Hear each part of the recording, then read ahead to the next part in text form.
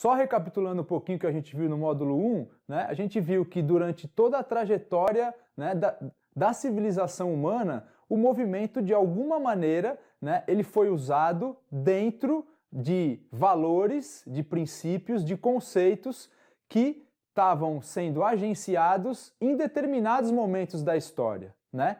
E quando a gente chega lá no final da Idade Média e depois começa, né, todo aquele processo que eu falei para vocês do Renascimento, Iluminismo, e depois vai vir todo aquele boom ali na Europa, na questão da Revolução Industrial, o movimento ele vai começar a ser utilizado de acordo com as necessidades daquela época e daquele período.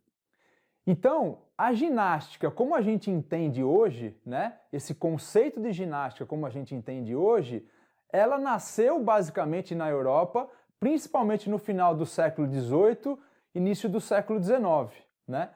Então, a Europa do fim do século XVIII, né, ela apresentou para o mundo, na verdade, um novo agenciamento de sentido no que tange o movimento humano, né, e foi chamado de movimento ginástico europeu.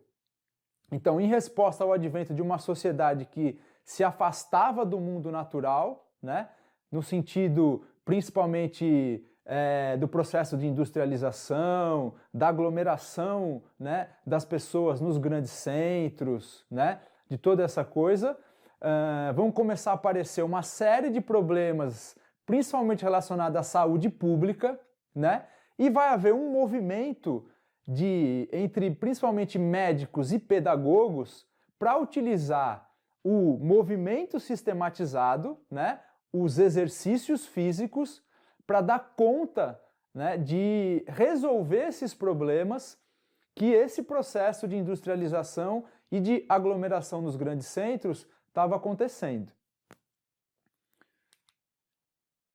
E isso é muito interessante porque de todos os países da Europa, 3 deles vão se destacar nesse sentido. Principalmente a Alemanha, a França e a Suécia, né?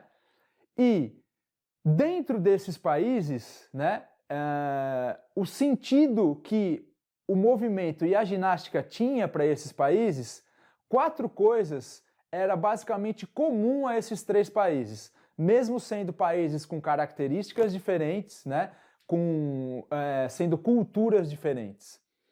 Essas 4 coisas eram as seguintes. A primeira, a crença na necessidade de regeneração da população por meio da atividade física e do movimento.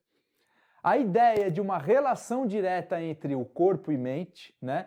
Vocês não podem esquecer que a gente anteriormente veio de uma tradição, né, principalmente ali na Idade Média, onde essa questão de mente e corpo foi completamente separada, e depois a cultura ocidental vai dar um jeito de tentar juntar um pouco essas 2 dimensões do nosso ser, né, da nossa existência. A terceira coisa, o uso do exercício físico para uma educação moral. Olha que interessante. Isso não, esse sentido ele não era presente na Idade Média, mas era presente para os gregos, né? E depois isso vai retornar um pouquinho na Europa, né? Principalmente com os primeiros manuais feitos, inclusive na Alemanha, né? Onde essa questão de associar atividade física e educação moral das pessoas, isso era muito presente. E a quarta questão estava relacionada com a preparação para a defesa da pátria, né? Então, de todas essas 4, as 3 primeiras, elas são muito presentes dentro da produção filosófica do trabalho do Joseph Pilates. E isso é muito legal e muito interessante da gente observar.